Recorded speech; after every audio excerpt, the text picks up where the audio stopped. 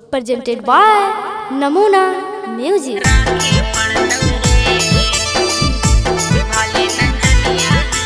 Mixed by SP Nitish.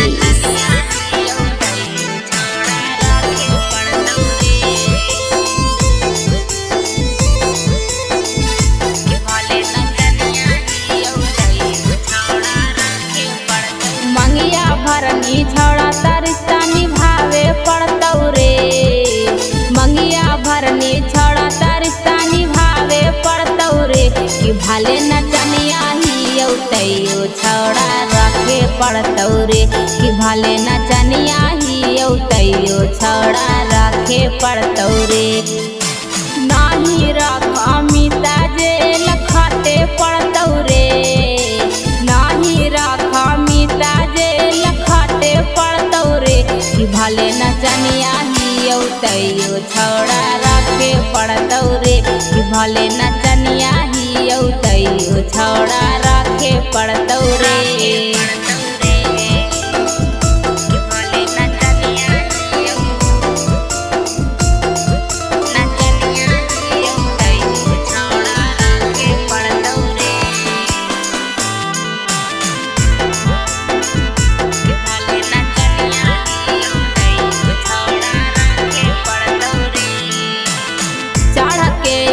जेबे पकैले प्यार के इजहार रे। अरे तब काहे करहकी रखे से इनकार रे।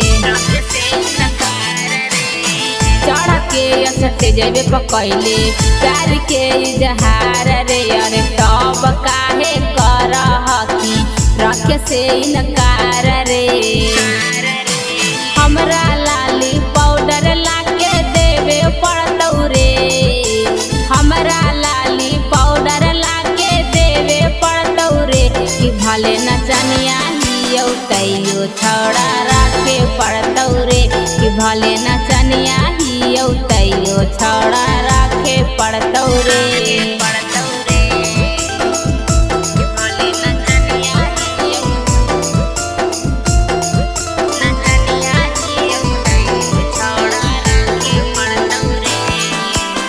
नमूना रिकॉर्डिंग स्टूडियो राजगीर।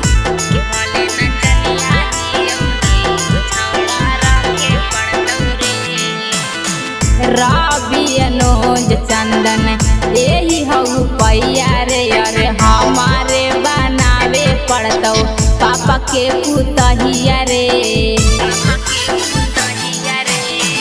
रवि अनुज चंदन यही हऊ पैया रे। अरे हमारे बनावे पड़तौ पापा के पुतहिया रे।